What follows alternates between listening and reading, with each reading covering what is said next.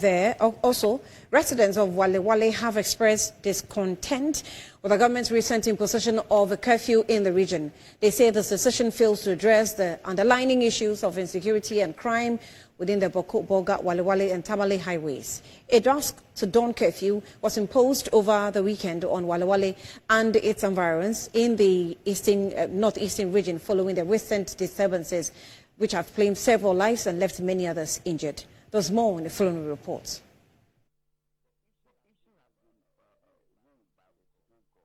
The residents are calling on the government to urgently reconsider its stance, arguing that a curfew will not solve the present challenges facing Walewale.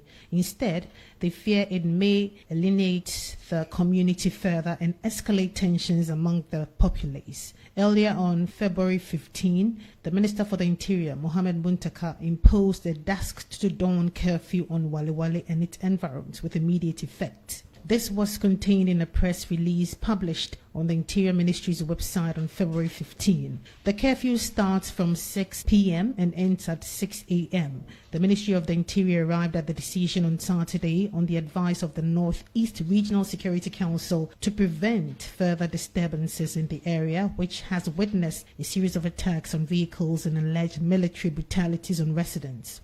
The Ministry of the Interior arrived at the decision on Saturday on the advice of the Northeast Regional Security Council to prevent further disturbances in the area, which has witnessed a series of attacks on vehicles and alleged military brutalities on residents in recent times. Member of Parliament for the area, Muhammad Tia Abdul Kabiru, in a statement condemned attacks on travellers in and around the town and mentioned that the decision was poorly made and politically motivated, and it therefore provides no solution to the underlying problem.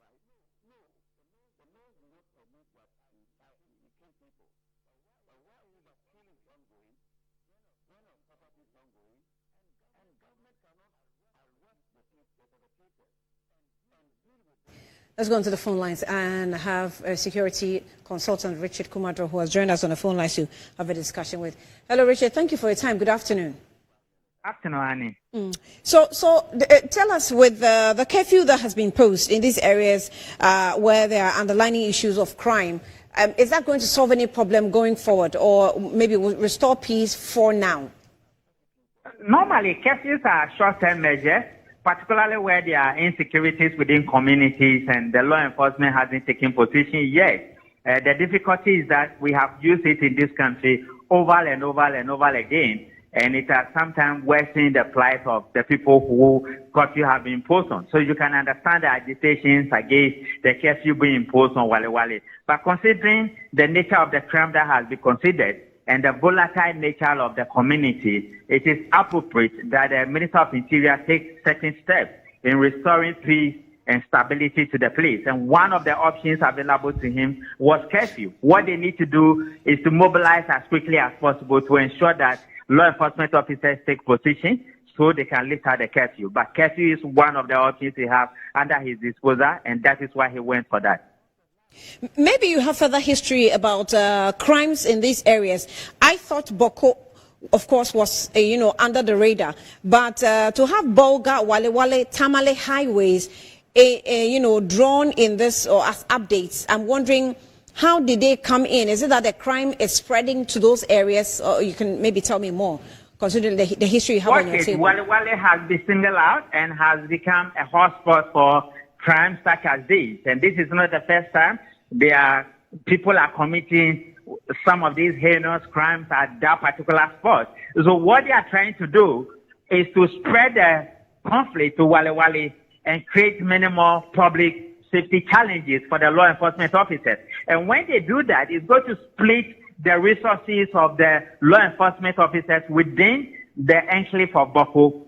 They are also trying to cut off communication and transportation lines and links between Tamale and Bolga. And once that has been done successfully, they will use it as a ploy to launch a major offensive within the Boko enclave. And so that is the reason for those behind these particular crimes, and that is one of the reasons why Walewale has been chosen as one of the spots for many of these crimes. If it is not stopped and it gets to Tamale because of the cosmopolitan nature of Tamale predominantly and the high volumes of people who stay at Tamale and national installations, that may create a little bit volatile and complex situation for the law enforcement agencies to manage. So we need to mobilize as quickly as possible. Those officers at the place there have a lot on their plate and have a lot on their hands. And I suspect fatigue has set in. I suspect personal motivation is gone. And I also suspect resource management between those in the front line and those at the headquarters in Accra. There has been some issues. So they need to work at it as quickly as possible before the people embody themselves and build capacity within the Walewale Junction where some of these crimes predominantly is taking place over the time. Well, you're even cautioning for this not to spread to Tamale, but Tamale highways have been included as the hotspots. Definitely. If you know that place so well between Tamale, Walewale, and Boko, then you can understand the criminal nature or the reasoning behind why they have selected Walewale to be creating mayhem. And law enforcement officers, the leaders, the BNN director in Bogatanga, the police officer leading the charge in the Boko enclave, and the military officers are so much aware of why Walewale has been selected. And they will need to tread with cautiousness, but they need to go in with the necessary efforts they have, mobilize themselves, and make sure they quell it as quickly as possible. Because once time has come in and people can realign and regroup, then you have a long battle in your hands.